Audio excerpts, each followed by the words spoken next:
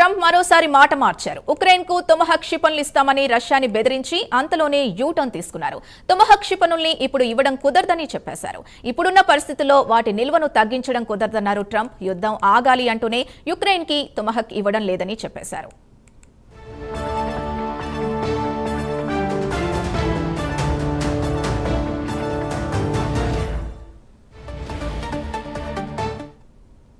యుక్రెయిన్తో Russia యుద్ధం ఆపకపోతే జెలెన్స్కీకి తొమహక్ క్షిపణుల్ని ఇస్తామని అంతకుముందు ప్రకటించారు ట్రంప్. లేటెస్ట్ గా అలాంటిదేమీ లేదని చేతులెత్తేశారు. ఇప్పటికే వరుసగా యుద్ధాలు ఆపుతున్నామని చెప్పుకుంటున్న ట్రంప్ గాజా యుద్ధం ఆపిన క్రెడిట్ దక్కించుకున్నారు. ఇప్పుడు రష్యా యుక్రెయిన్ వారాపి తీరుతామంటున్నారు. రష్యా అధ్యక్షుడు పుతిన్తో కొద్ది రోజుల క్రితం సమావేశమయ్యారు. తొందరలోనే మరోసారి సమావేశం కాబోతున్నారు.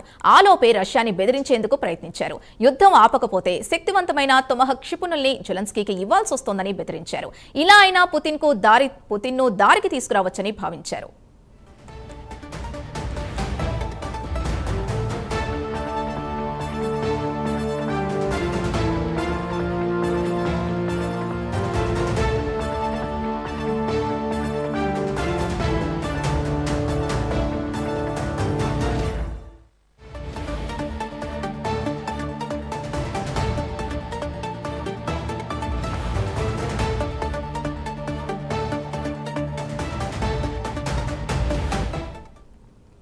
వైట్ హౌస్ లో జెలెన్స్కీతో జరిగిన సమావేశంలో ఈ విషయం చర్చకొచ్చింది. క్షిపణుల్ని ఇస్తే దానికి ప్రతిగా యుక్రెయిన్ డ్రోన్లు ఇస్తుందని జెలెన్స్కీ చెప్పుకున్నారు. కానీ ట్రంప్ చివరి నిమిషంలో షాక్ ఇచ్చారు.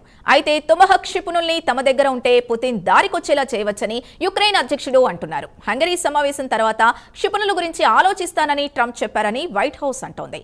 తొమహక్ క్షిపణుల నిరాకరణ వెనుక రష్యా అధ్యక్షుడు పుతిన్ హెచ్చరిక ఉందని తెలుస్తోంది. యుక్రెయిన్ కు క్షిపణుల్ని ఇస్తే అమెరికా రష్యా సంబంధాలకు హాని కలుగుతుందని, దానివలన యుద్ధం పెరుగుతుంది తప్ప ప్రయోజనం ఉండదని పుతిన్ హెచ్చరించినట్లు సమాచారం.